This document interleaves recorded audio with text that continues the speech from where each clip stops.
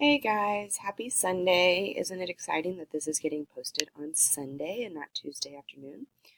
Okay, so for this week, since we have the CPT-4 testing and I'm not going to see y'all on Wednesday, I am just going to do a list of fantastic phrases and not of Greek root words at all. So you are responsible for, past Greek root words or and Roman root words. They will show up on your quiz on Friday. Past ones will, but there will be no new root list. There is a new fantastic phrase list, but not root list. I'm doing this just because we won't have time to do kind of a any kind of assessment over this other than your post assessment, but there'll be no clarification from my voice. So I wanted to do something short and quick and not throw all 8 of the new words on you. So here are 4 new fantastic phrases. Our first one is summa cum laude. This should be familiar to you. We did, oh my goodness, I just went blank on the word. I just saw it.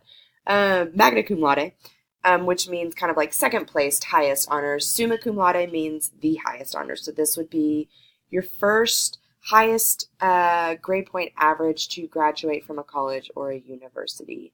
So you have 2 examples there. Hallie hopes to graduate summa cum laude from Princeton, and then another one. She worked incredibly hard throughout college and was able to graduate summa cum laude, the highest honors one can earn. So remember that magna cum laude is your second place highest honor. Summa cum laude is the first place highest honor. These are calculated by your grade point averages. Et al, it means and other people. This is a lot like etc., which we use for a list of things that are ongoing, and it's usually items, things. Et al is used for a list of people. So the same concept, when you have a list of multiple people, you can just put et al at the end, and you know that this list could go on. So please do not get them confused with etc. So examples, the conference was attended by Andrea Oglesby, Chelsea Carlson, Sandy Lytle, et al. From Liberty Christian. So you can see there's a comma there, just like you would use etc. There should be a period right here. I do apologize because it's an abbreviation, so period, comma. According to the title page, my book about George Washington was written by Mary Sneed, comma, et al., period. So the same as etc., you would use it in the sentence the same with the period and then the comma. Prima facie, at first view, this is a law term. I might have to Google it over and over again. This law term is basically saying that there needs to be some evidence presented before a case can go to trial. So the example is the evidence that Bob wrote 5 checks from a bank that did not exist was enough for the prosecutor to make a prima facie case.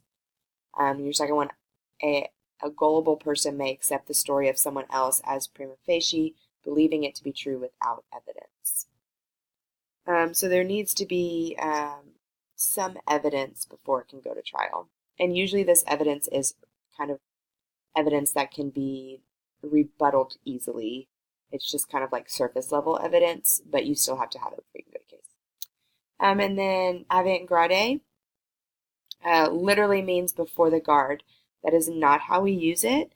This is applied to kind of cutting edge, radical, new age interventions in art and literature. So it's kind of like this modern movement or progression in art and literature. So your example, Jordan has decorated her apartment in a very avant-garde fashion. I gave you 3 just because it doesn't use it in its literal term. At the avant-garde art show, we were shocked by some of the unusual sculptures.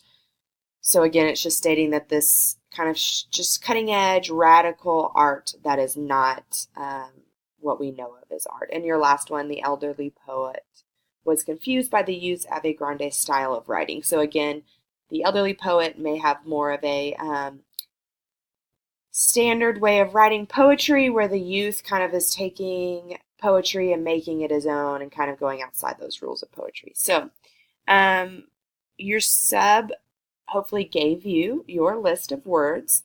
She is going to also hand you out a Greek or a root flipper don't use that.